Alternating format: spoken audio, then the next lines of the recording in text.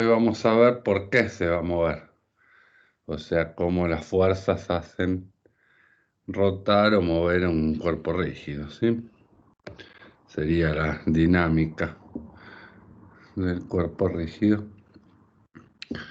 Y bueno, es un tema complicado. Yo acá hago muchas cuentas para mostrarles por qué pasa.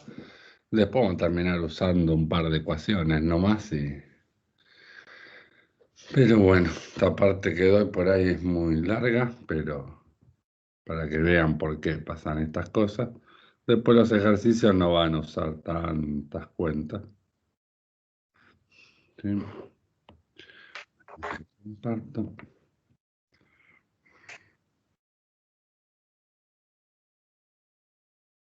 Bueno, y básicamente algo ya hicimos, ¿no? Cuando hicimos el L de una partícula, ya estuvimos hablando, ¿no? De para cerrar una puerta, cómo había que hacer la fuerza, los torques que le daban aceleración angular. Em, bueno, vamos. Esperen que prenda, mire. Que arranque la tablet.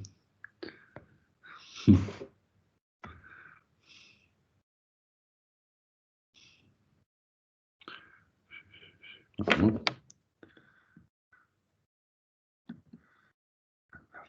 Correcto.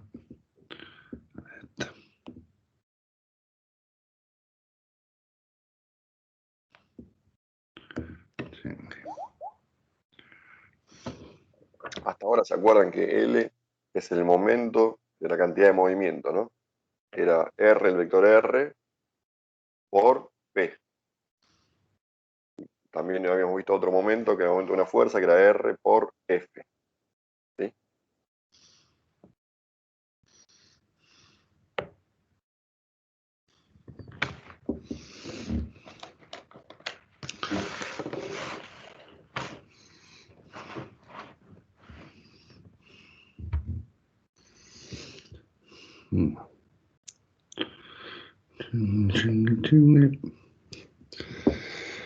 Bueno, entonces sería dinámica ya del cuerpo rígido.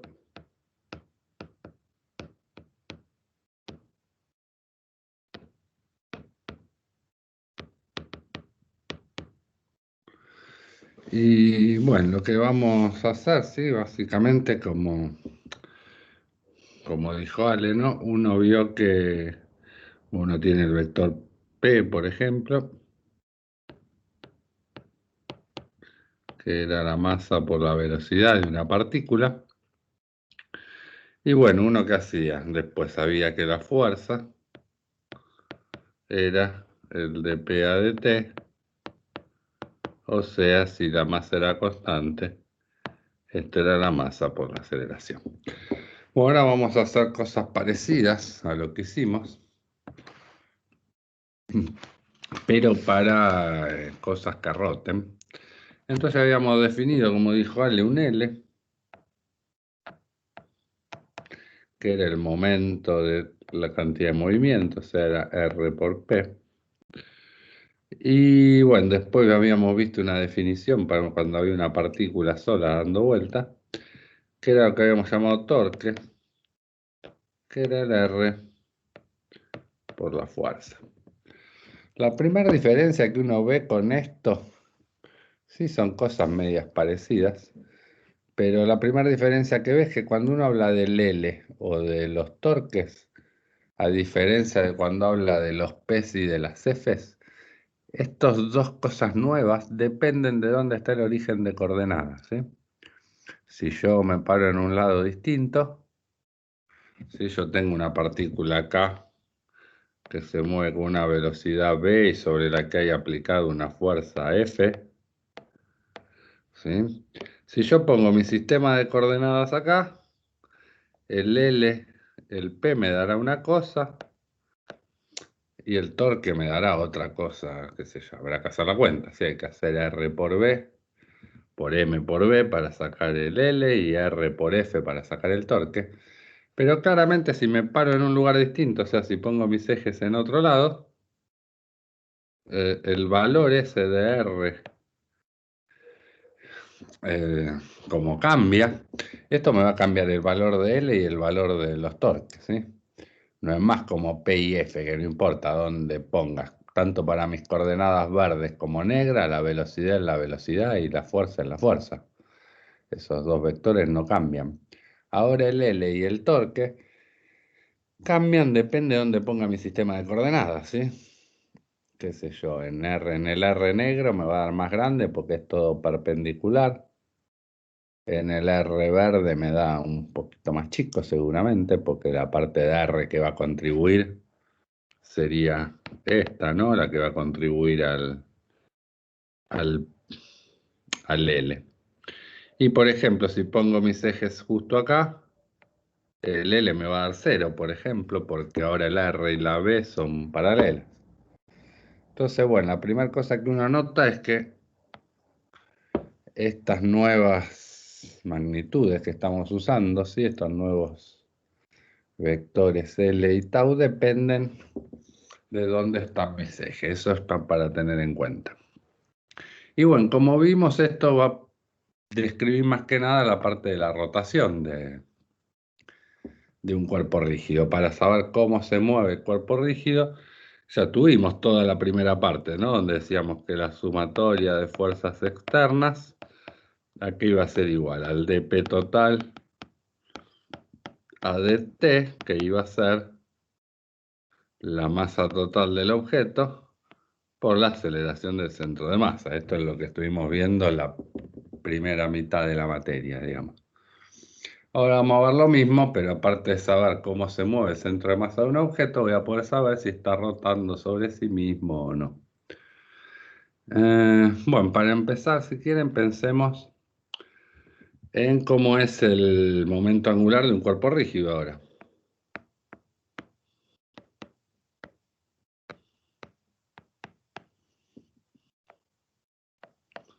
Vamos a pensar de un rígido con un eje de simetría.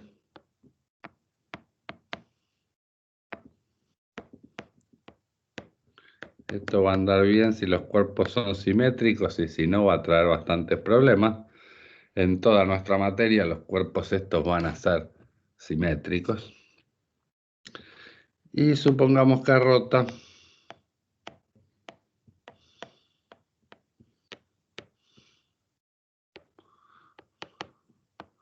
sobre un eje, sobre el eje de simetría.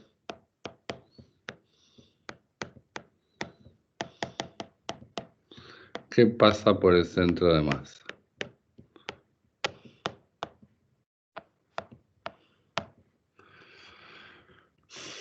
Sí, ¿qué significa un eje de simetría en un cuerpo? Por ejemplo, si yo pongo un eje en la mitad del cuerpo para que pase por el centro de masa, el cuerpo del lado derecho de ese eje y del lado izquierdo es exactamente igual, ¿sí? Eso es que tiene un eje de simetría. Por ejemplo, no sé, vamos a dibujar algo simétrico, a ver, un triangulito así. Si esto está girando con un vector omega alrededor de un eje que pase por el centro de masa, y este cuerpo que sea simétrico, ¿sí? O sea, si hay un pedacito de cuerpo que está acá y pesa MI, del otro lado tiene que haber exactamente a la misma distancia un pedacito de cuerpo que pese exactamente lo mismo, ¿sí? Eso es que sea simétrico, que hay como un espejo en el eje este de simetría, ¿sí? O sea, si este está en la posición, no sé, vamos a poner acá X, Y, Z. Si en la posición X igual 2 hay esta masa, en la posición X igual menos 2 tiene que haber una masa exactamente igual. O ese pedacito del cuerpo rígido tiene que pesar exactamente lo mismo que el que dibujé del otro lado. Eso es que el cuerpo sea simétrico, ¿sí? Ahora, ¿qué es el L total de todo este sistema? De todo este cuerpo rígido. Acuérdense, un cuerpo rígido era un cuerpo donde no se podía deformar, no se... nada, ¿sí? Está siempre con la misma forma. Puede girar, se puede mover, pero no se puede deformar el cuerpito. Bueno, básicamente el L total, si yo tengo un montón de masas, ¿no? Que es la forma en la que pensamos un cuerpo rígido, pensar que son un montón de pedacitos de cuerpo rígido todos pegados, el L total va a ser la sumatoria sobre I de todos los L's de cada uno de los pedacitos. ¿Sí? O sea, esto sería sumar sobre todos los pedacitos R y por el P sub I. O si quieren, esto también es lo mismo que sumar sobre I, RI por MI por B sub I. Sí, eso es el R por P, que es el LI. Bueno, para hacer estas cuentas, imagínense que este cuerpo rígido que dibujé ahí está girando con esa velocidad omega para arriba, ¿no? O sea, esto está dando vueltas. Si lo miro de arriba, ese triangulito en sentido antihorario, ¿sí? O sea, cuando la parte de la derecha, esta que estoy, donde está MI, se está metiendo en la pantalla, y no sé, llamemos a esta MJ, estaría saliendo de la pantalla, ¿no? Durante este giro. ¿Cómo es la velocidad de BI de ese pedacito de masa ahí?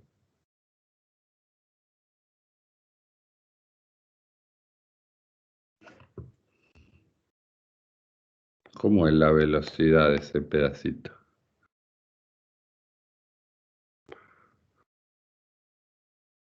Ahí.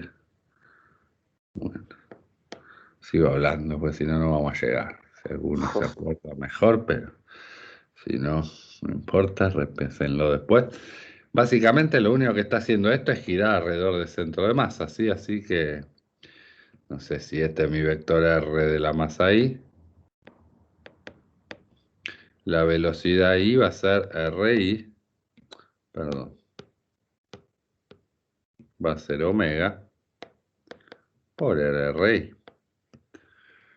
También está girando, así que la velocidad de eso está haciendo un movimiento circular alrededor de ese eje donde está omega. Ahora, para saber la velocidad de I, de todo el vector R, ¿qué es la parte que importa para saber la velocidad?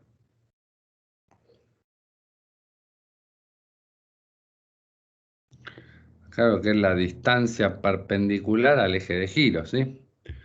O sea, no me va a entrar todo RI. En realidad esto, si hago el producto vectorial, me va a quedar solo que es omega por la RI que sea perpendicular a omega, ¿no? Digo, lo primero que me conviene hacer cuando hago este estudio, como todas estas rotaciones solo dependen del radio de giro, como vimos en la clase pasada, y no dónde está el origen sobre ese eje, lo que más me conviene es escribir esta RI como la suma de un RI paralelo a omega más un RI perpendicular a omega. Entonces, para la parte de la velocidad con la que está girando esa partícula, I solo me importa la parte perpendicular de R.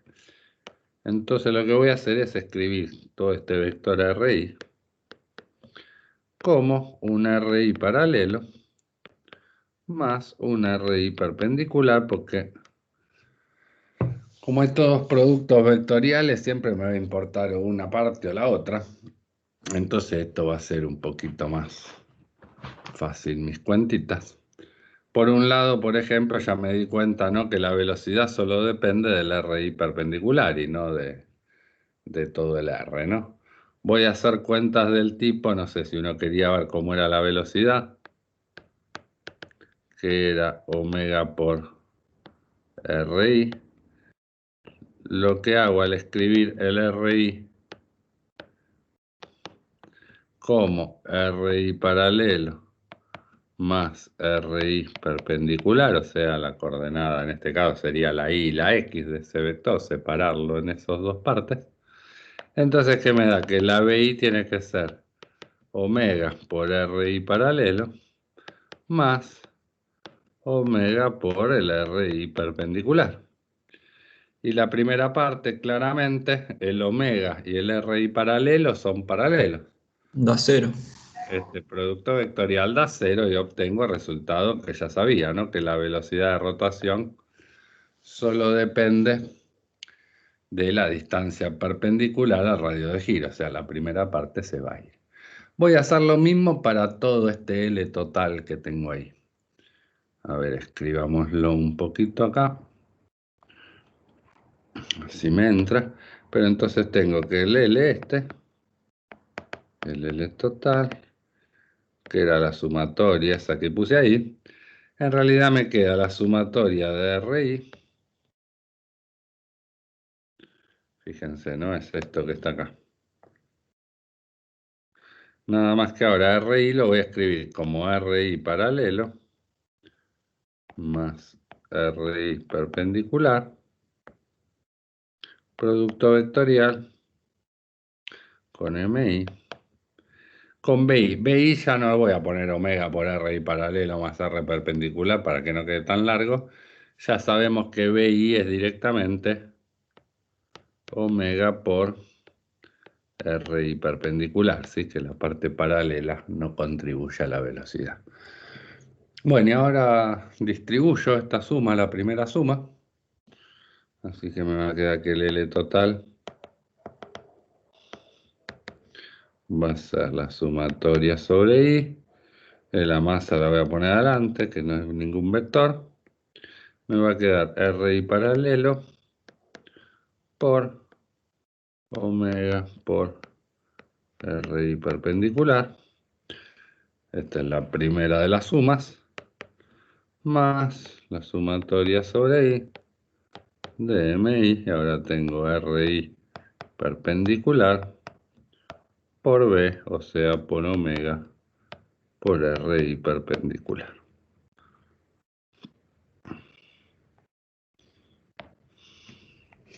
¿Me siguen lo que hice, no? Escribí solo el R como la suma de R paralela y perpendicular y ahora distribuí el producto vectorial en esa suma.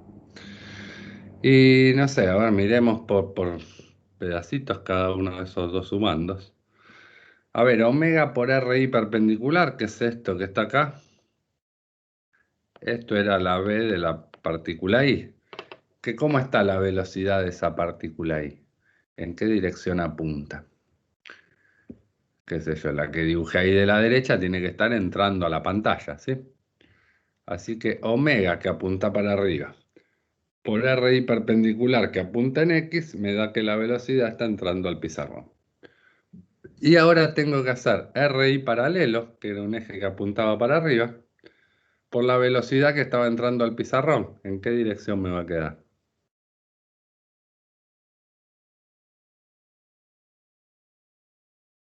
¿Para abajo?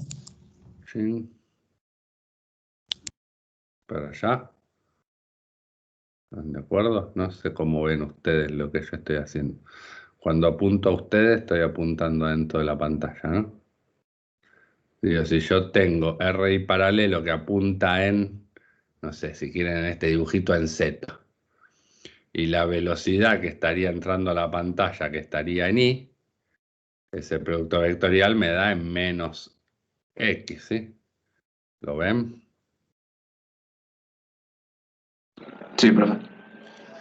Menos X en mi notación, ¿están de acuerdo que es menos RI perpendicular, ¿no? O sea, es como apunta para el otro lado que esta flechita roja.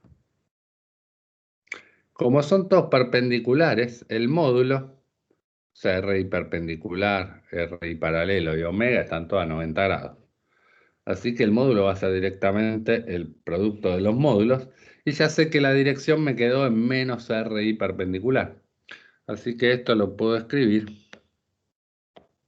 L total, como la sumatoria sobre I de MI, y esto me va a quedar el módulo de RI paralelo por el módulo de omega por el módulo de RI perpendicular, pero todo esto ya se queda en la dirección de menos RI perpendicular, así que le dejo el vector solo a ese pedacito.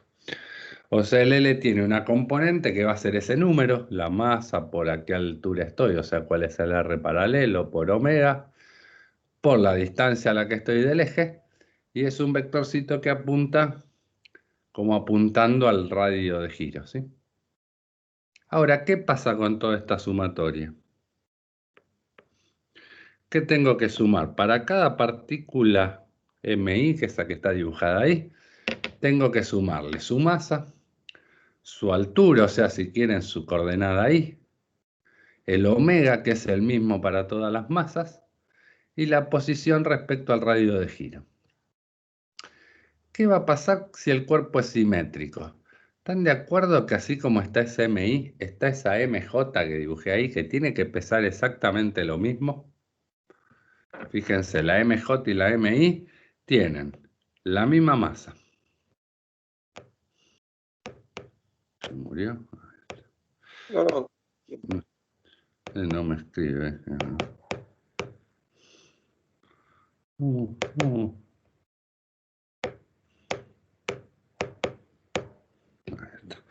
La I y la J tienen la misma masa.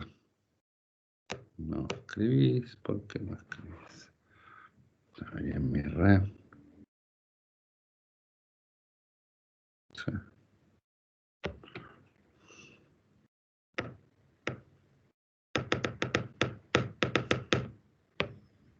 Bueno, esperen que lo cierre y lo vuelvo a abrir. Mientras vayan pensando cómo se iba eso, ¿no?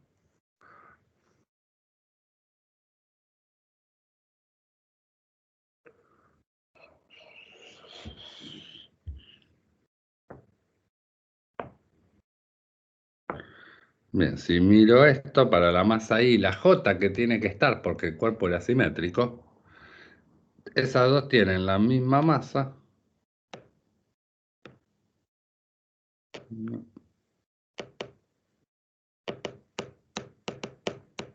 Bueno.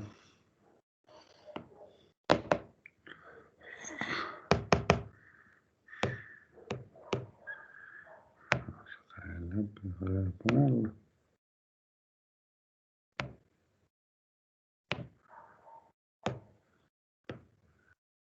Ahí está. Tienen la misma masa, la I y la J. Tienen el mismo R paralelo o están a la misma altura. Tienen el mismo omega porque todo el rígido tiene el mismo omega. Pero está claro que una va a estar en el X positivo y la otra en el X negativo. Así que cuando sume todas las masas, todas las que están a la derecha van a dar un número y las que están en la izquierda van a dar exactamente menos ese mismo número porque todos los números son iguales menos la coordenada X que tiene el signo opuesto. Entonces, si el cuerpo es simétrico, si no, no, por eso es importante que sea simétrico todo lo que hagamos.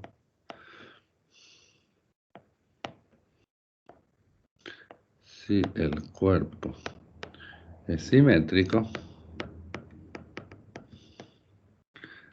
todo esto es igual a 0. ¿Está bien? ¿Se entendió? Si no, acuérdense, el L va a tener una componente que apunta para el radio de giro. Y bueno, ahora miremos el otro pedacito. Estaba probando si escribía. Si miro el otro pedacito, a ver qué me da. Esto me va a quedar la sumatoria sobre I de MI. ¿Y esto dónde va a apuntar? Ya vimos que omega por RI, el de paréntesis, era la velocidad que estaba para adentro. Y ahora tengo R perpendicular que apunta en X por la velocidad que apuntaba para adentro de la pantalla. ¿Para dónde va a quedar ese vector? Después de todos esos productos. Hacia Z. Hacia Z, así como omega, ¿están de acuerdo? Va a ser paralela a omega. ¿Está bien? Para arriba. Entonces, ¿cómo voy a escribir esto? Bueno, esto va a tener el módulo de RI perpendicular por el módulo de omega, a la que ya le voy a dejar el vector porque sé que está en la dirección de omega, por otro RI perpendicular. ¿Está bien? O sea, me va a quedar RI perpendicular al cuadrado. Entonces, si el cuerpo es simétrico, el L total de un cuerpo me queda que es la sumatoria sobre I de MI por RI perpendicular al cuadrado por el vector omega. Fíjense que el vector omega es el mismo para todo el cuerpo rígido, o sea, no lo puedo sacar factor común, no hace falta que esté en esa sumatoria. ¿Y qué era MI por RI cuadrado? ¿Se acuerdan de la última clase antes del parcial? Lo habíamos llamado a eso momento de inercia, ¿sí?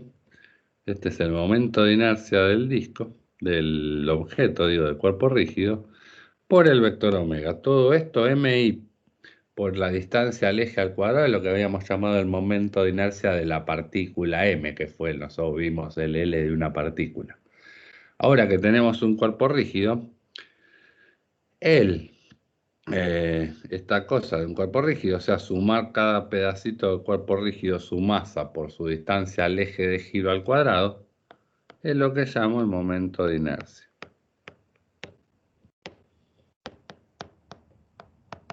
Y en general con una letra I. ¿Está bien? ¿Qué sé yo? A ver. Este sería el equivalente, ¿sí? Como vimos antes, de que, no se lo había escrito en rojo, así como la cantidad, el P total de un sistema de partículas era la masa total por la velocidad del centro de masa, ahora llegamos a algo parecido, ¿no? De que el L total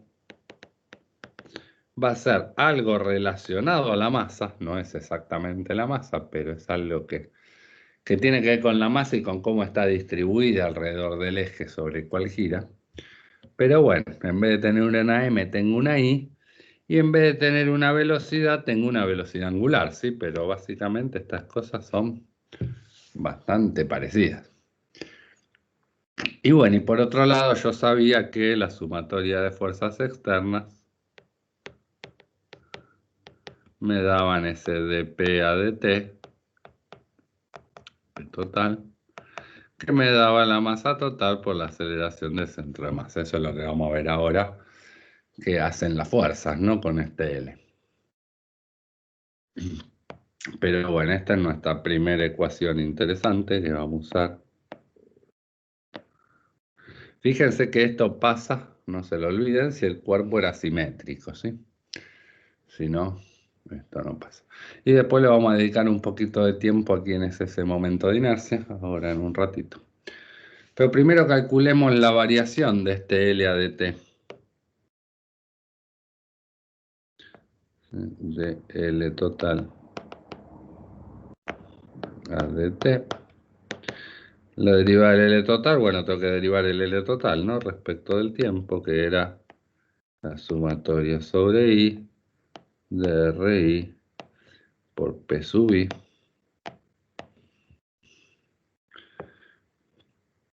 Y bueno, como derivo esto, es la derivada de un producto, tengo que hacer la suma de los productos de las derivadas, ¿no? Primero derivado por el segundo sin derivar, todo eso. Sí, la derivada de una suma es la suma de las derivadas, así que lo puedo meter adentro de la sumatoria. Y esto me va a quedar dRi derivado respecto del tiempo por el P sub I sin derivar, más el RI sin derivar, bueno, me falta la sumatoria, por el dPi a dt. Está bien, es ahí la derivada de un producto. ¿Quién es dRi a dt? Es la velocidad sub I, ¿está bien? Y el P era M por BI. ¿Está claro? Entonces, cuando hago el producto vectorial de BI por BI, todo esto me va a dar 0, porque BI es paralelo a sí mismo.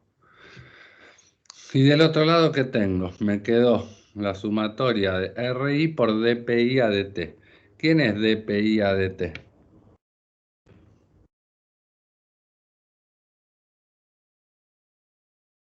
Masa por aceleración. Sí, ¿y qué más? Está escrito ahí en rojo. De un lado me da que es masa por aceleración, si derivo el P y la masa es constante. Y del otro es la fuerza, ¿no? Va, la fuerza neta sobre la partícula I, ¿están de acuerdo? ¿Sí? De PI a dt, la fuerza neta sobre la partícula I. Que es lo que produce la masa por la aceleración de la partícula I. ¿Sí? Así que si miran esto, lo que me quedó también es que el dL a dt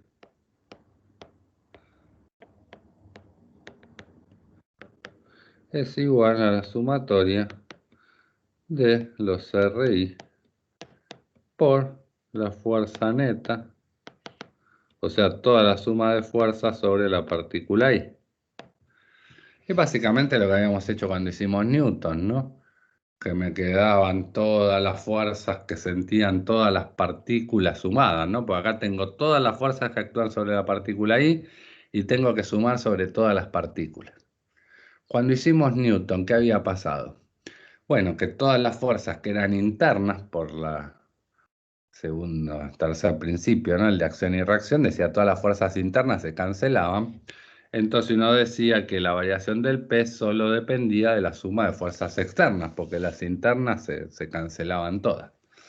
Acá va a pasar algo parecido. Yo tengo que calcular todos los torques sobre todas las partículas y sumarlos. Y bueno, lo que voy a decir también es lo mismo, ¿no? Que los torques que se hagan debido a fuerzas internas, o sea, las fuerzas que mantienen el cuerpo rígido siendo un cuerpo rígido, se van a ir. ¿Están de acuerdo? Sí, profe. Entonces esto me va a quedar que el dL a dt básicamente es la sumatoria de los torques externos. Acá hay un detalle un poco sutil. Digo, cuando uno calcula torques, solo la ley de Newton no me permite decir que los torques internos se van a ir. Aparte, tengo que pedir que las fuerzas que se hagan las partículas internas al sistema entre sí estén en la línea que une esas dos particulitas. Si quieren lo miramos. Porque no alcanza, no se van solas. Tenemos que pedir algo más para que se vayan, que era esto, ¿no? Era, por ejemplo, yo tengo la partícula 1 acá y la partícula 2 acá, ¿no? Yo tengo mis ejes por acá. O sea, este sería R1 y esto sería R2. Para que las fuerzas internas se vayan, tienen que ser así. O sea, que la F1,2 y la F2,1 tienen que estar apuntándose, ¿no? Entre ellas. O sea, la fuerza tiene que ser o de atracción o de repulsión o de contacto, ¿sí? Cuando hay dos tocándose, siempre una empuja para el lado de la otra y al revés.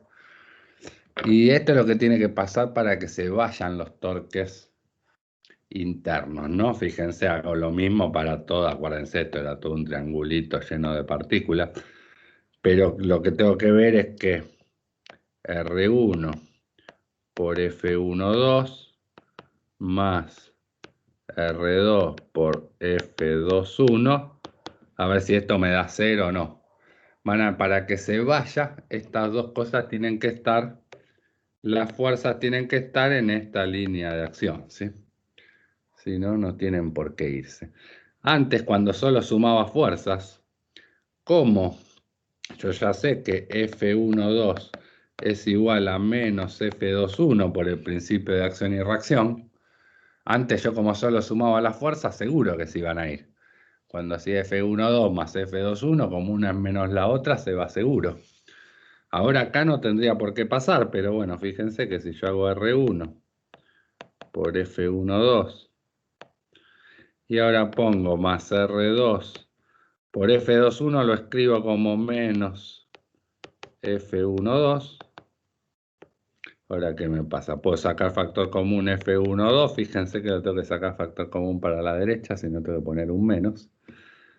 Factor común de R1 menos R2. ¿Están de acuerdo? Como Sí. ¿Y quién es R1 menos R2? R1 menos R2 es un vector que va desde R1 hasta R2, sería este azul que estoy dibujando ahí.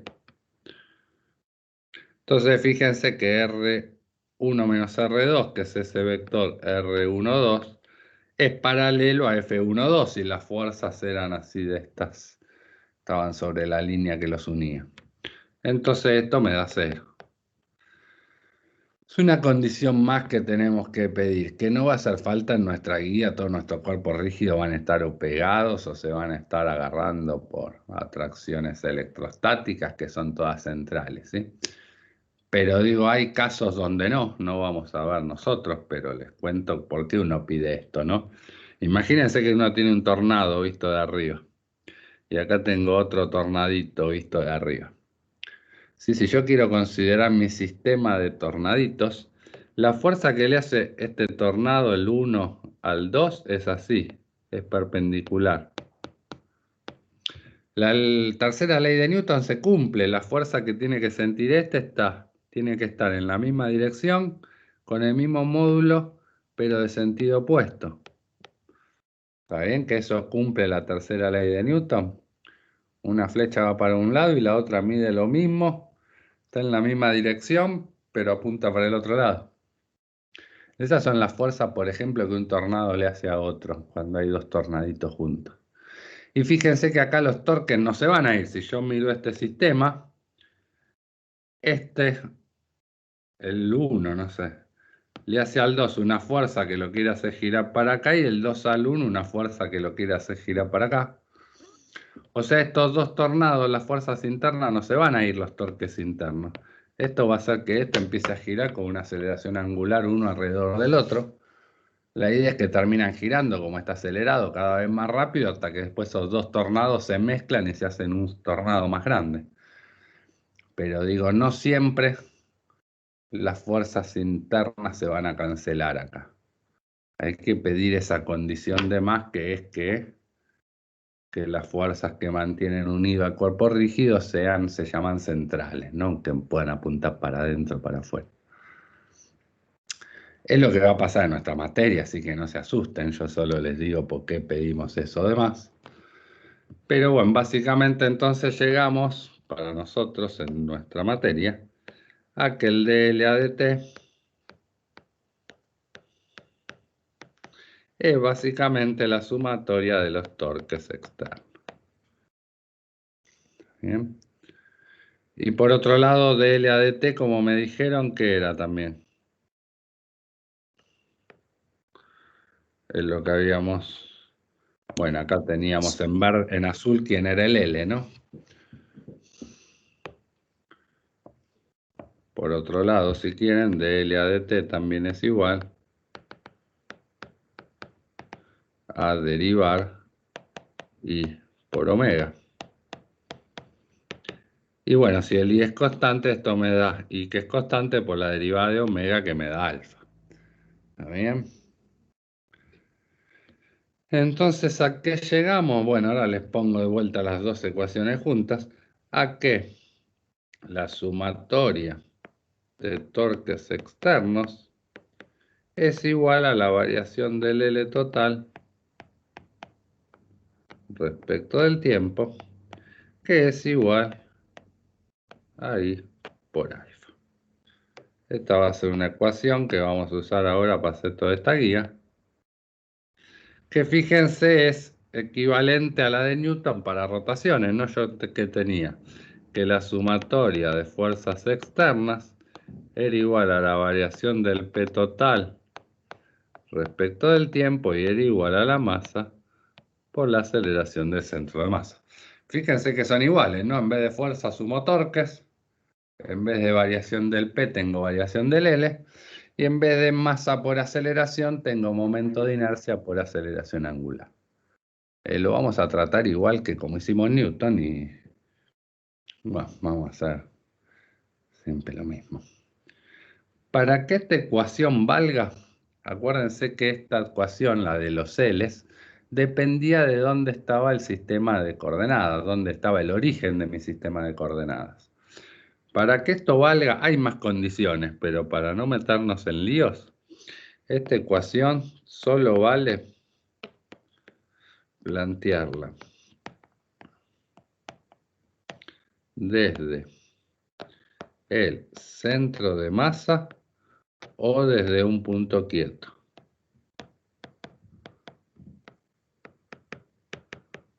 Si no la puedo escribir desde pararme en cualquier lado.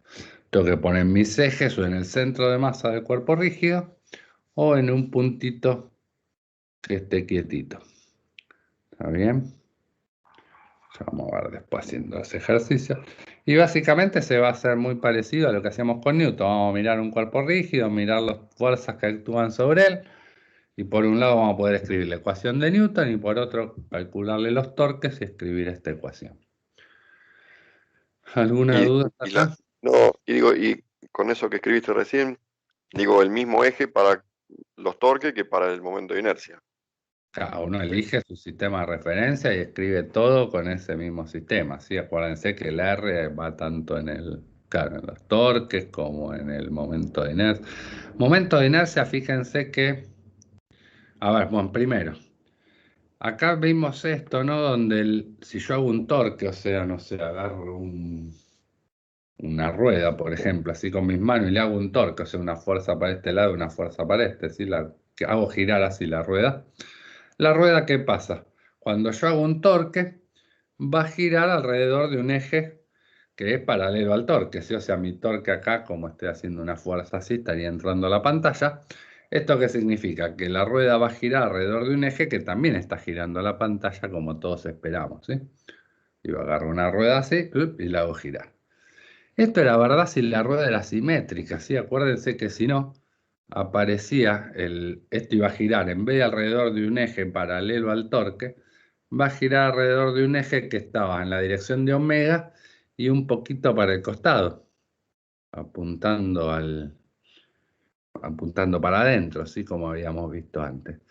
¿Eso qué hace? Que si el cuerpo no es simétrico, cuando yo a la rueda la quiero hacer girar así alrededor del eje de la rueda, en realidad empieza a girar alrededor de un eje que está un poco torcido al medio de la rueda.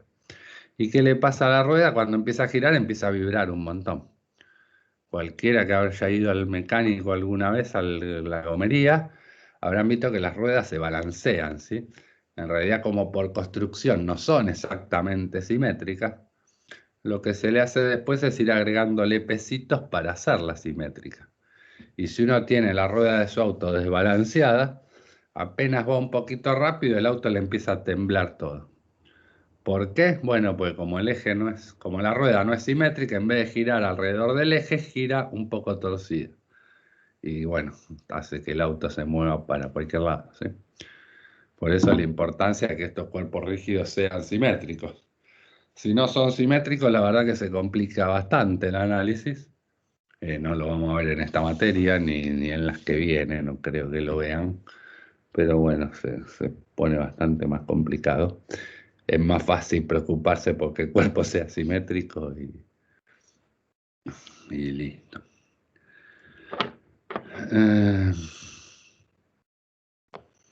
Bueno. No sé, a ver si quieren miremos un poco más en detalle ahora lo del momento de inercia, que era algo nuevo, ¿sí? Este momento de inercia ahí, que era la sumatoria sobre I de MI por, llego a poner el diferencial, por el RI perpendicular al cuadrado, ¿sí?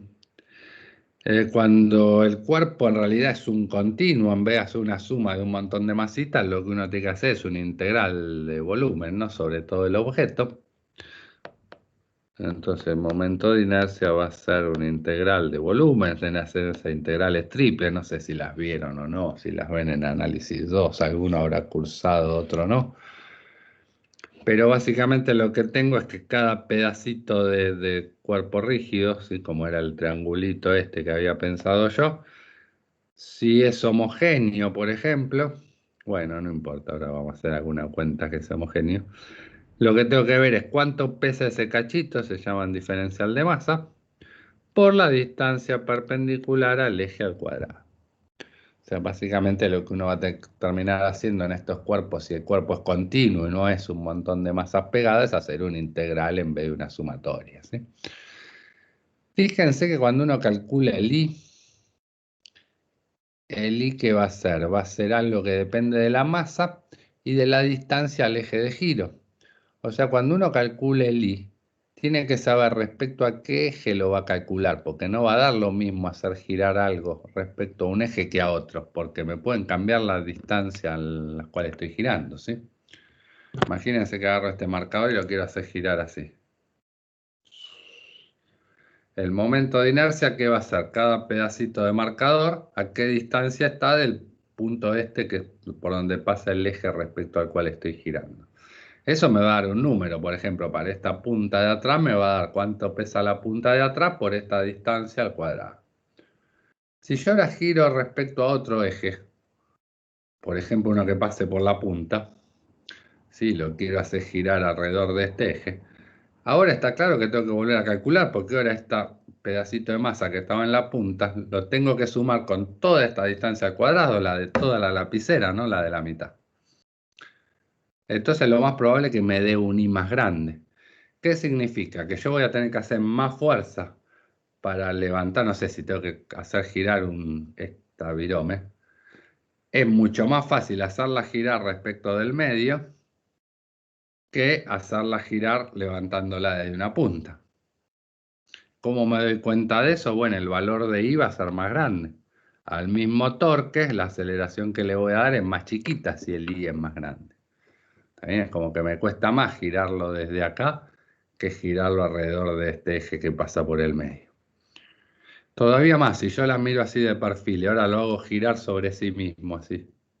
Está claro que es mucho más fácil todavía porque ahora todas las distancias al eje que pasa por el medio de mi virome son más chiquitas todavía. Pero más allá de que sea más fácil o más difícil, lo que sí tienen que darse cuenta es que este momento de inercia, cuando lo calculo, no solo va a depender del objeto, yo no puedo decir el momento de inercia de esta lapicera o de este marcador, sino que tengo que decir cuál es el momento de inercia para hacerlo girar alrededor de algún eje en particular. No me va a dar lo mismo hacerlo rotar sobre sí mismo que hacerlo rotar así. ¿Está claro eso? ¿Se entendió? Sí, profe, perfecto. Bien. En general eso, ¿no? Si uno agarra una varilla muy larga y la quiere hacer rotar o levantarla así, la quiere levantar desde la punta, me va a costar un montón. Si la quiero hacer girar alrededor del medio, me va a costar poquito. Y si la quiero hacer girar a toda la varilla alrededor de este eje, va a ser una pavada. Uno agarra un caño cualquiera, un palo de escoba y lo hace girar y no le cuesta nada. Y si al palo lo quiero levantar desde la punta, me va a costar un montón y eso. Bueno, eso, básicamente hacer esta cuenta va a depender no solo del objeto, sino del eje. Y bueno, vamos a calcular alguno fácil si quieren. No, esto no va a haber que hacerlo. Después hay tablas para todos los ejercicios de momentos de inercia. Pero les voy a hacer una cuenta para que la vean nomás. Digo, si uno agarra un cilindro homogéneo de masa M, radio R y altura L. ¿Homogéneo qué quiere decir? Un cilindro homogéneo es que cada pedacito de cilindro tiene las mismas propiedades que el resto, o sea, así por ejemplo la masa. Cualquier volumen chiquitito de... Si yo hago todo el volumen del cuerpo rígido, perdón, si hago toda la masa y la divido por todo el volumen, me da lo que uno llama la densidad. Y uno que dice, si esta densidad es constante, es que se agarra un pedacito de ese cilindro y cuánto ocupa ese pedacito, siempre lo que pesa ese volumencito de cilindro se mantiene constante. Esa es la definición de una densidad, ¿no? Cuánto pesa un pedacito de volumen de cilindro. O sea, si yo hago la misma cuenta para este cachito, esto tendrá un diferencial de masa que divide un diferencial de volumen, me tiene que seguir dando la misma relación. Entonces, básicamente, el integral que tengo que hacer, el que no entiende esto no se preocupe mucho, el que hizo análisis 2 verá qué es para que vean cómo se hacen. Después les voy a dar un montón de momentos de inercia para un montón de formas simétricas medias conocidas. Básicamente lo que tengo que hacer entonces era integrar en el volumen la distancia perpendicular al eje de giro al cuadrado por el diferencial de masa. ¿Con qué coordenadas voy a hacer la integral de un cilindro? Y la voy a hacer con coordenadas cilíndricas, ¿sí? Que es mucho más fácil. ¿Sí? Las coordenadas cilíndricas eran tomar un R. ¿Sí? Si lo veo de arriba, voy a tener que en vez de x, y voy a dar un R, un ángulo. Y después la altura z, si la puedo dejar como la de las cartesianas, ¿no? Es una altura común. Eso para el que recuerde. Entonces lo que tengo que integrar es la distancia al eje al cuadrado de cada diferencial de masa. ¿Quién va a ser? Me faltó el cuadrado. Bueno, va a ser directamente la coordenada R de cilíndrica. Sí, esa mide la distancia al eje.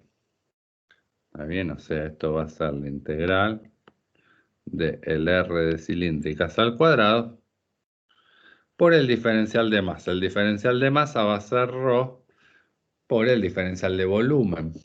¿Alguno se acuerda cuál era el diferencial de volumen en cilíndricas?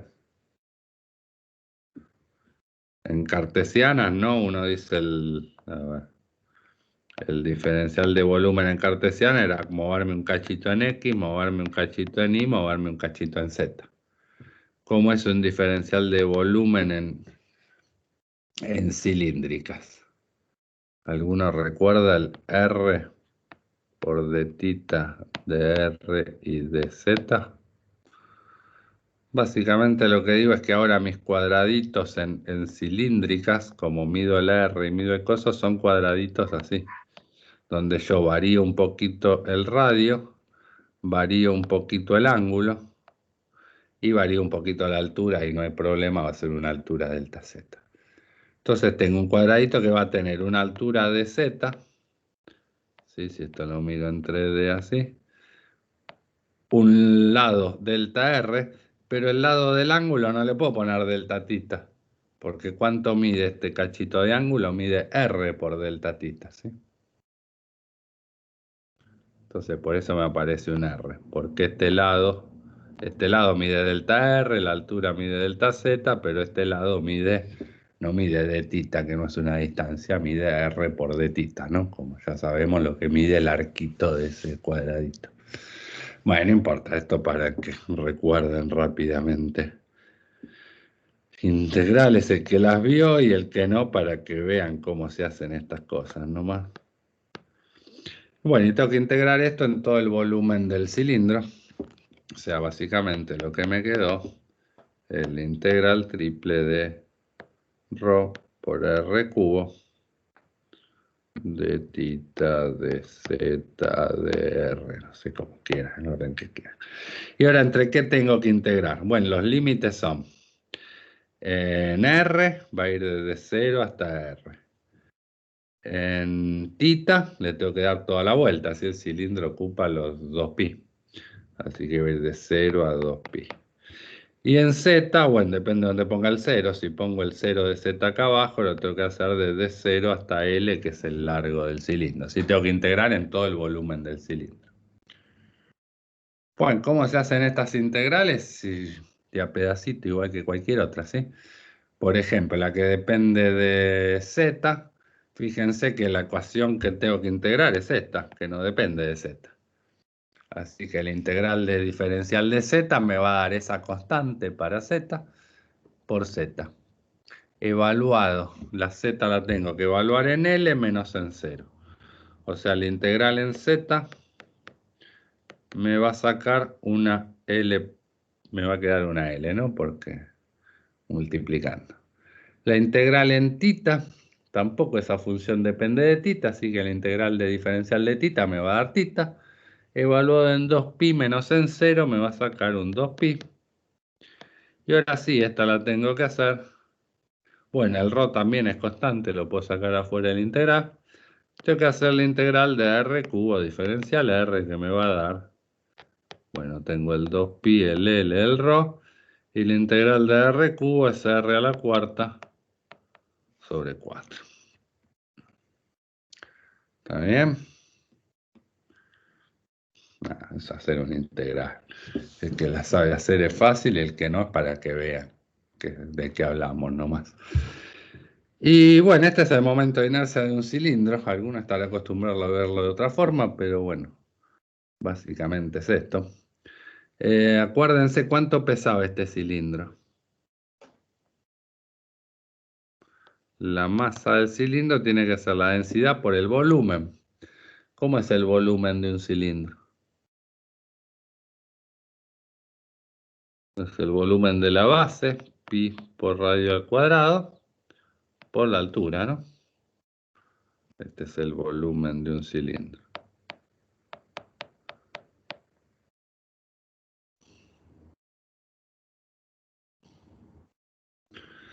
Bien, entonces lo que hago acá, fíjense, si agarro el pi, bueno, el 2 se va con el 4, me queda un 2 abajo.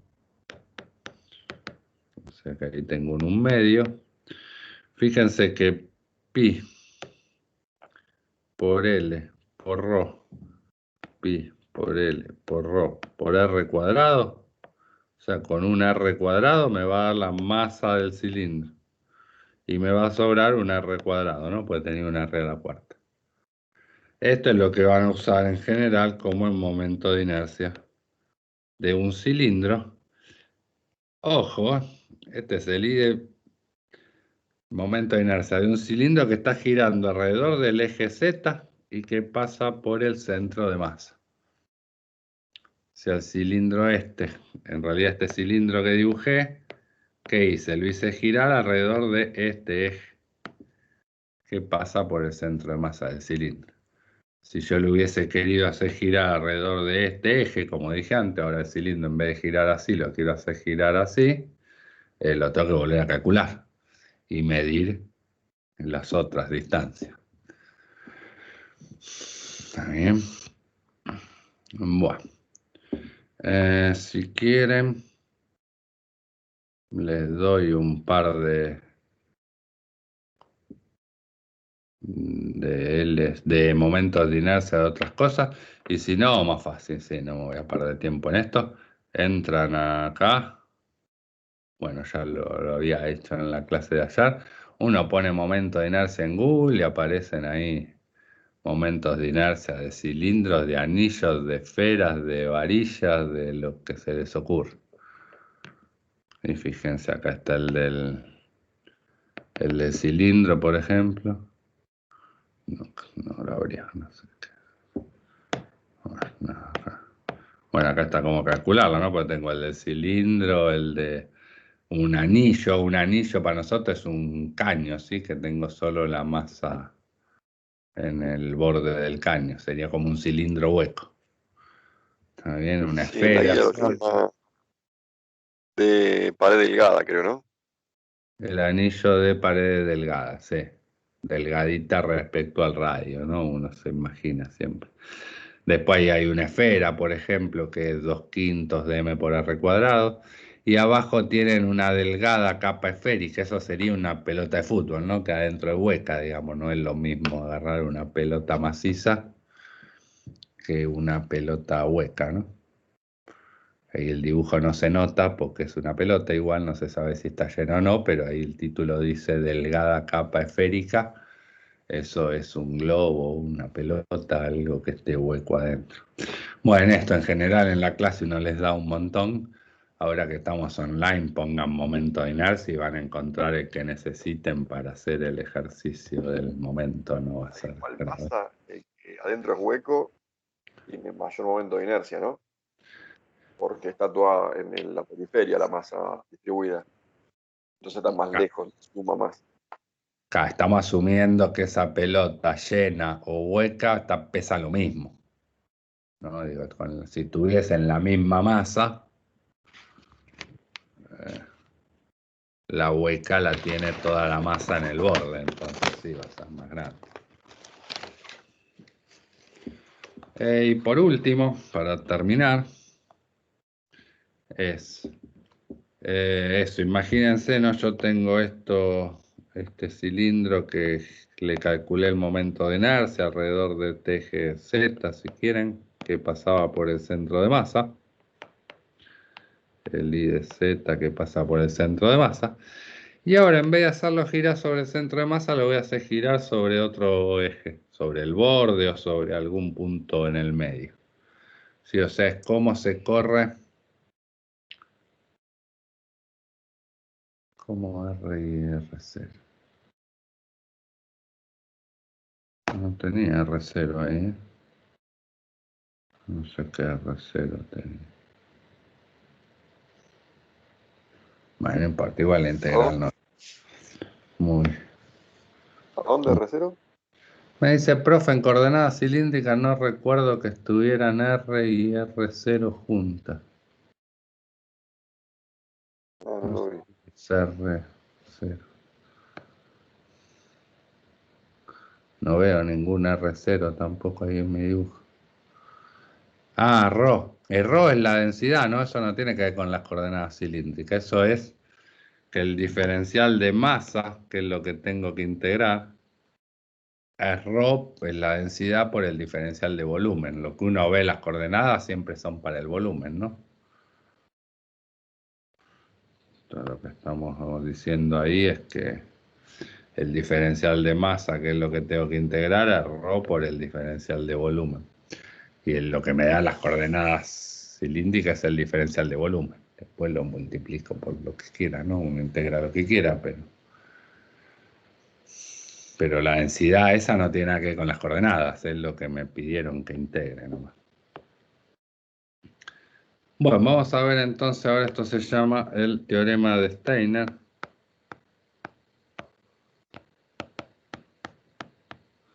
O de ejes paralelos.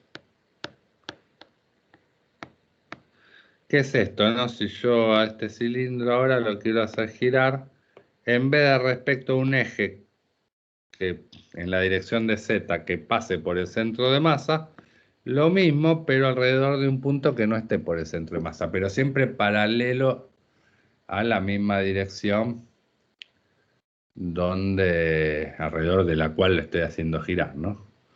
Ahora vamos a hacer el dibujo un poco más clarito. Sí, yo tenía esto que giraba alrededor del eje Z, ¿no? Yo tengo mi eje Z por acá. No tengo mi X, mi... Y en vez de girar alrededor del centro de masa, lo quiero hacer girar alrededor de un punto A, por acá. O sea, visto de arriba, si quieren. Sí, yo tengo mi X y mi Y visto de arriba. En vez de girar respecto al centro de masa que está ahí, lo quiero girar alrededor de un punto A. Que esté paralelo al eje Z también, ¿no? Esto visto de arriba.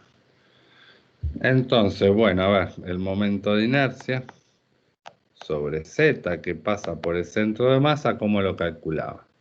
Bueno, ponía mis ejes ahí en el centro de masa, si quieren, y lo que tenía que hacer era la integral de la distancia al eje al cuadrado por el diferencial de masa. ¿A qué distancia estaba cada masita cualquiera? Vamos a poner la A de abajo, así nos variamos. Sí, un pedacito de masa cualquiera, ¿a qué distancia del eje está? A esta, ¿no? Que va a ser x cuadrado más y al cuadrado. Esa es la distancia al cuadrado, ¿no? O sea, la distancia d de lo que mide ese palito es la raíz cuadrada de x cuadrado más y cuadrado, pero como la integral esta en realidad es la distancia perpendicular al cuadrado por el dm, con el cuadrado se me va la raíz, me queda eso solito. X cuadrado más y cuadrado diferencial de masa. Ahora lo quiero calcular también sobre el eje Z, pero desde la posición A. O sea, ¿qué tengo que hacer? Medir mis distancias, ahora de cualquier masita, pero en vez de medirla al origen, la tengo que medir al punto A. ¿Está bien? ¿Cómo se hace eso? Bueno, esto sí, de análisis 1 tienen que saber. Es como que estoy midiendo ahora, en vez de medir la distancia X, tengo que medir la distancia X menos A. Es como que corro el cero de las X, como que corro mis ejes hasta la posición A. Eso se hace básicamente calculando X menos A al cuadrado más Y al cuadrado. Sí, esto sí lo saben todos, corrimientos, ¿no?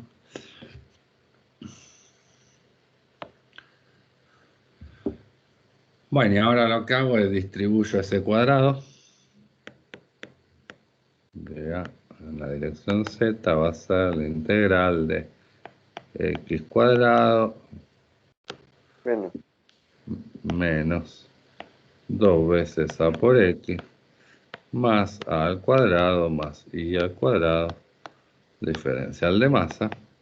Y ahora solo lo voy a ordenar un poco distinto. Por un lado voy a agarrar el X cuadrado con el Y cuadrado.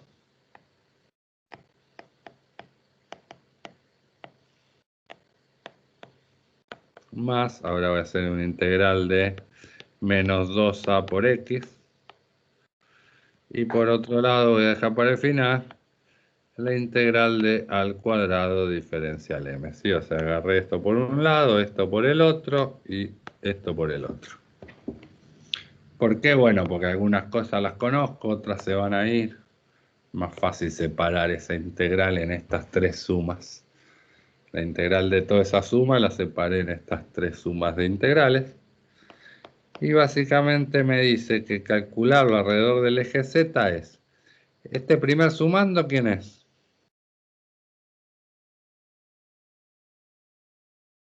La I de Z del centro de masa. Es la Y de Z calculada desde el centro de masa. Esta de acá, ¿qué le va a pasar? Fíjense que estos cuerpos eran simétricos, ¿sí?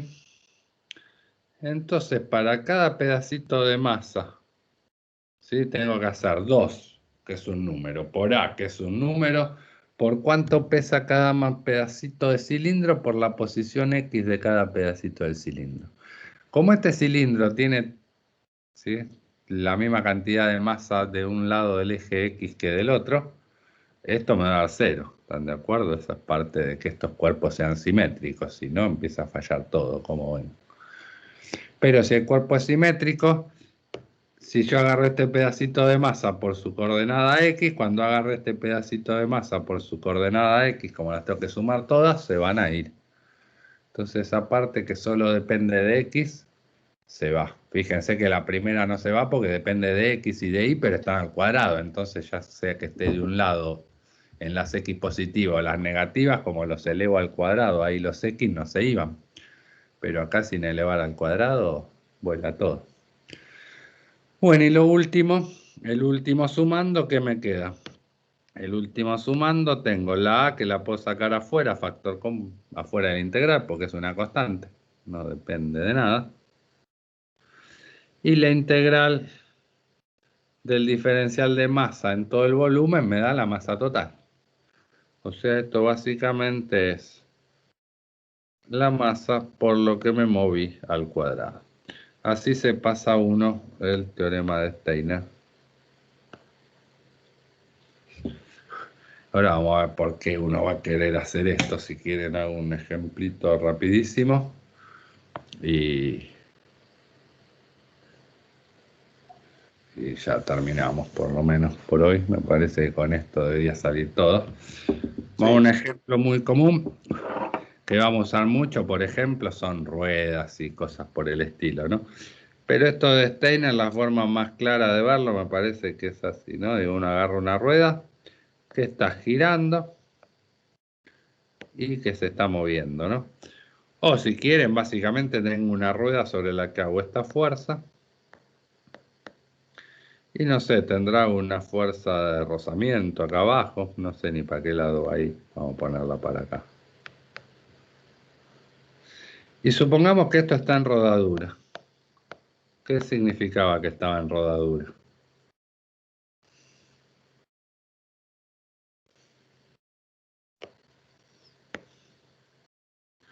que si este cuerpo va a tener una aceleración angular y una aceleración de centro de masa, la rodadura me decía que la aceleración de centro de masa tenía que ser alfa por r, ¿no? ¿Eso qué significaba? Que este punto Q estaba quietito, si era el eje instantáneo de rotación. ¿Está bien? Lo que vimos el miércoles, gente. Vimos el miércoles pasado, ¿no? La condición de rodadura. Entonces, bueno, ¿cómo va a ser uno de los ejercicios? Bueno, igual que siempre, empiezo por Newton. Newton, a ver, pongo mis ejes así. Sí, no importa. Peso normal, está claro que no me van a afectar mucho para para cómo está girando esto, ¿no? Pero yo quiero hacer un breve ejemplo de este momento de inercia. Por un lado, Newton, ¿qué me dice? Que la fuerza 1 más la fuerza de rozamiento tiene que ser igual a la masa del objeto por la aceleración del centro de masa. Esto es Newton en X, ¿no? En Y, en Z, no hay nada. Va, en Y sí hay, está el peso y la normal, pero si quieren, por ahora no le damos vuelo, pongámoslo si quieren. Profe, no entendí bien el signo de la fuerza de rozamiento. ¿Por qué va para ese lado? Claro. Y ese es un problema, a veces es muy difícil de verlo. A veces no van a saber para dónde va. O no fácil, por ejemplo. Imagínate que yo tengo esta rueda acá. Por ejemplo, si yo tiro desde el medio, claramente, imagínate que esto venía deslizando, ¿no? Porque no había rozamiento. Si ahora aparece rozamiento, ¿qué va a pasar? Esta fuerza que lo quiere mover para allá, el piso se va a oponer, me va a aparecer una fuerza de rozamiento así. ¿Están de acuerdo? Sí. Ahora, cuando yo a esto le tiro desde acá arriba, en vez de desde el medio, por ejemplo, como puse la fuerza 1, ¿sí? Yo escribí una fuerza 1 acá arriba. Está claro que esta fuerza ya lo va a querer si lo miro respecto al centro de masa, no antes de poner la fuerza de rozamiento. Si lo miro desde el centro de masa, esa fuerza F, ay, no me agarra el lápiz. Está claro que aparte de querer moverlo para la derecha, esta fuerza lo va a hacer rotar así. ¿Sí? Ya no está más sobre el eje. Al hacer la fuerza arriba del centro de masa, esto va a querer hacer que este objeto gire. ¿Estás de acuerdo? Sí, sí. Entonces, como este objeto gira, esta parte del objeto acá, en realidad, va a compensar entre lo que se quiere mover para la derecha, porque la fuerza lo empuja para la derecha, y lo que se quiere mover para la izquierda, porque uno lo quiere poner como a girar. Entonces acá en el piso van a competir dos movimientos, uno que se quiere mover para allá y otro que como quiere rotar se querría mover para allá. Entonces el piso va a depender mucho de si la fuerza, si es más lo que quiere girar que lo que quiere avanzar, la fuerza de rozamiento va a ser para allá. Si es más lo que quiere avanzar que lo que quiere rotar, la fuerza de rozamiento va a ser para allá. ¿Se entiende? Sí, profe. Y se entiende, espero que no mucho, porque la verdad que es complicado. Uno a Claro, porque ahí veces, no se sabe bien si la y fuerza es uno hacia... no sabe bien para qué lado va a ser esa fuerza de rozamiento. En realidad, bueno, no es que no sabe, ¿no? Si es un cilindro, justo acá, en la mitad de un radio, es donde cambia. Si yo hago fuerzas siempre por abajo de ese punto, la fuerza de rozamiento va a ser como vos querías, para allá. Ahora, si hago fuerzas arriba de ese punto, la fuerza de rozamiento va para allá. Este punto es la mitad del radio, solo si eso es un cilindro. Ya si cambio de cuerpo, cambia el lugar donde cambia la fuerza de rozamiento. Por eso digo, es muy difícil y necesitaría un análisis bastante importante en cada caso. Lo más difícil de esta materia creo que es saber para dónde apunta la fuerza de rozamiento en algo que está girando en el piso. Se puede hacer, después si quieren lo vemos cuando estemos más cancheros, Pero no solo va a depender de eso, sino que va a depender del momento de inercia de ese cuerpo.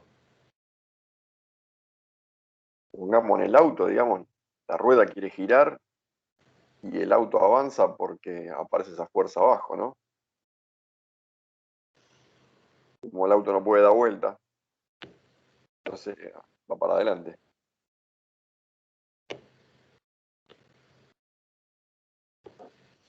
Sí, lo que dice Ale, un auto solo está en contacto con el piso. La única fuerza que puede mover un auto en general es la fuerza de rozamiento con el piso. ¿De acuerdo? Sí, Ahora, cuando el auto está acelerando, uno pisa el acelerador, esa fuerza de rozamiento tiene que ser para adelante para que el auto acelere.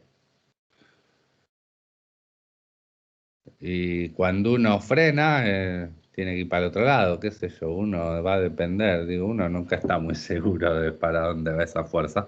Y eso es lo bueno de esto que estoy tratando de escribir ahora. Bueno, esta es mi ecuación de Newton, y la ecuación de los torques, ¿qué sería? Si yo los calculo, acuérdense que los torques, Newton la escribo como quiera, está todo bien. Tengo la I, si quieren, acá, que no la voy a usar, pero que es que la normal menos el peso es igual a 0, ¿no? Porque no está acelerado en I. Bueno, faltó dibujar la normal, la dibujo acá en el piso, si quieren. Ahora que importa dónde están aplicadas las fuerzas, la normal está ahí en el piso donde están en contacto, ¿no? Ahora calculo los torques. ¿Eso qué es? Cada fuerza por la distancia, sí, serían los torques estos, son el R por el F para cada fuercita que aparezca. ¿Está bien? ¿Desde dónde los calculo? Si los calculo desde el centro de masa. ¿Qué fuerzas van a ser torque? A ver, ahí tengo 4 fuerzas, ¿no? La F1, está claro que me va a hacer un torque que va a ser R por F1. No sé, vamos a llamar a lo que gira ahí, como ese alfa que dibujé, positivo. Entonces la ecuación de los torques me va a dar R por F1 positiva, porque lo quiere hacer girar en el mismo signo ese que le tomé la alfa positiva ahí para adelante. ¿La fuerza peso va a ser torque?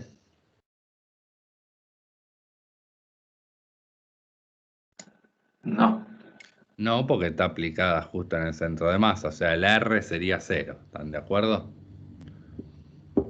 sí, La normal hace torque.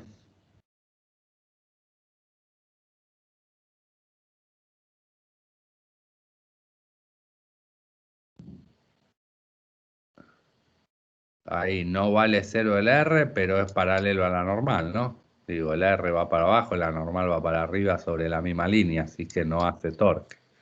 ¿Están de acuerdo? claro, sí, Y después tengo la F de rozamiento que lo va a querer hacer girar al revés, que como dibujé el alfa, ¿sí? Así que va a ser menos R por la fuerza de rozamiento. ¿Están de acuerdo? Esto va a ser igual al momento de inercia. Supongamos que eso era un cilindro y no una pelota. Así que el momento de inercia va a ser un medio de m por r cuadrado por alfa. ¿Se entendió?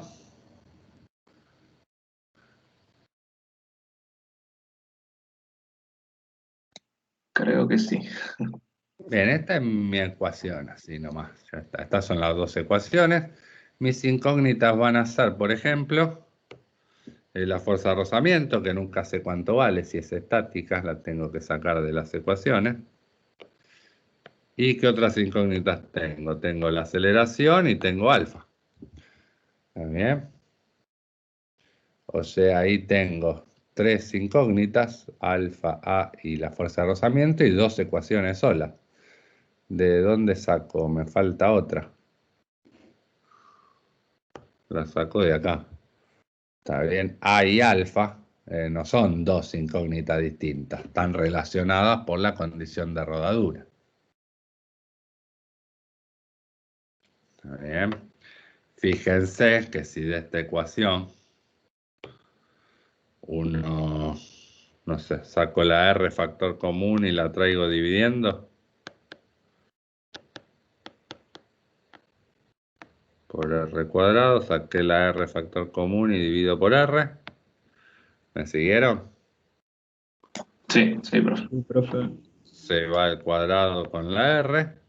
Y por otro lado, qué sé yo, que alfa por R es A.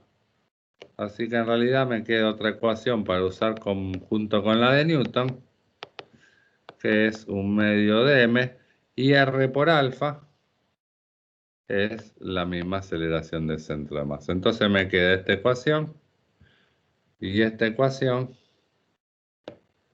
y me queda muy parecido a Newton. Tengo las incógnitas, son la fuerza de rozamiento y la aceleración del centro de masa. Así van a ser los ejercicios. Fíjense que no es mucho más difícil que lo que veníamos haciendo de Newton, solo que hay que meter una ecuación más que la de los torques.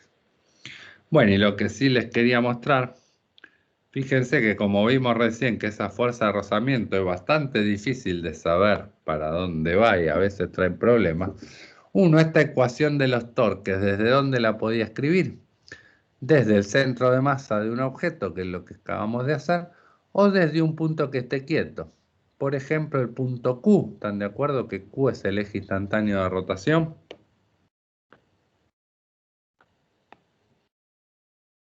Sí, profe. Entonces ahora voy a escribir la misma ecuación, pero desde Q.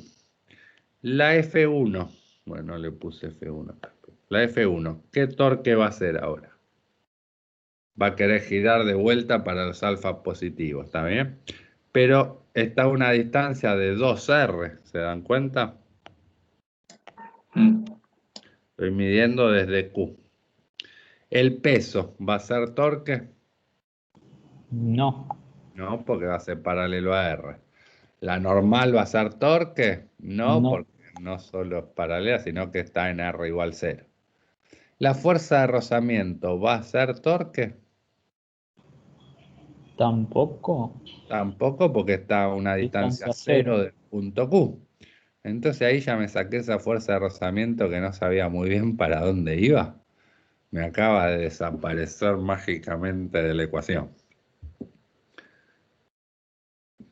¿Sí? Miren qué bueno.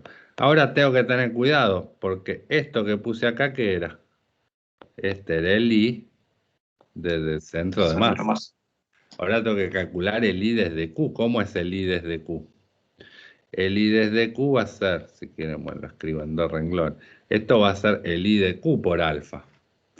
Y el I de Q va a ser el I del centro de masa más la masa del cilindro, ¿por qué cosa? Por lo que me moví al cuadrado. ¿Cuánto me moví? Un R al cuadrado. ¿Está bien? Digo, Sí, no profe. se olviden de cambiar de I. Y bueno, si quieren hagan la cuenta, pero el I del centro de masa era 1/2 de M por R cuadrado, más M por R cuadrado me va a dar que esto en realidad, si quieren, bueno, lo escribo acá abajo, 2R por F1 es igual a 1/2 más 1 es 3/2 de M por R cuadrado por alfa, ¿está bien? Fíjense que escrita de abajo, todas estas dos ecuaciones son una pavada. De vuelta, este R se va con este R. ¿Está bien? Así que me quedo que F1 es igual a 3/4. Bueno, no, vamos a despejar al revés. 2F1 es igual a 3/2 de M. Y R por alfa, ¿quién era? La aceleración de centro de masa. ¿Está bien? Porque había rodadura. Así que fíjense que de acá ya sin hacer ninguna cuenta, sin usar las dos ecuaciones, ya sé que la aceleración vale 4 veces la fuerza sobre 3 veces la masa.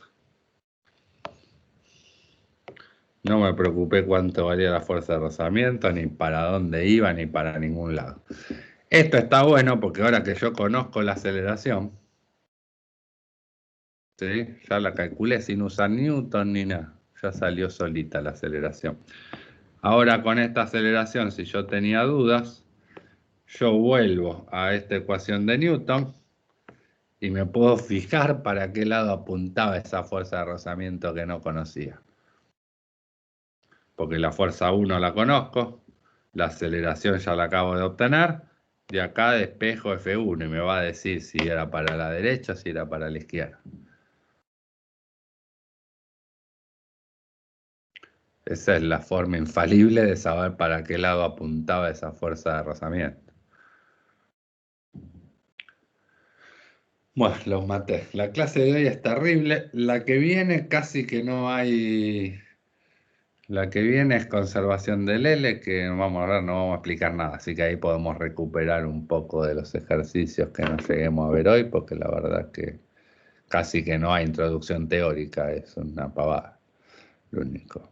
Y la que viene también va a ser de energía de cuerpo rígido, que en realidad no hay nada nuevo, ¿sí? No hay ninguna energía nueva ni nada que no conozcamos. Así que las dos clases que vienen van a tener muy poquito así de ecuaciones y de teoría. Vamos a poder recuperar ejercicios, así que hoy no se asusten mucho cuando vean que tienen 40 ejercicios que hacer para el miércoles. No, se los pueden. Vamos a llegar, digo, no se asusten que las dos clases que vienen son bastante tranqui. Vamos a hacer un montón de ejemplos, digamos, pero no va a haber temas nuevos o muy nuevos. No sé, ¿faltó algo, Ale? Creo que no, para que agarro el teléfono, lo puse a cargar. Ah, creo que estamos con esto. Creo que estamos, pero ahora hacemos un montón de ejercicios. Por eso digo, la clase que viene, que es conservación del L, y la otra que es energía, tiene muy poca para hablar de teoría. Más que nada vamos a hacer ejercicio. Es como la conservación del P que hicimos en la guía pasada y energía de la guía pasada, bueno, ahora es lo mismo. No se van a agregar energías nuevas, salvo una cinética de que está girando, pero muy fácil, no se asusten. Y bueno, a partir de ahora, digamos, las poleas para moverla necesitan un torque, así que la tensión de un lado y del otro no es la misma. Bueno, ahora hacemos ejercicio y lo vemos todo eso. ¿Querés que muestre eso? No sé, con los ejercicios lo hago. Dale. Son Bueno, justo 10:30. Hacemos 10 minutos. dale, menos 20. Bueno, vamos. Buenísimo. Un cafecito.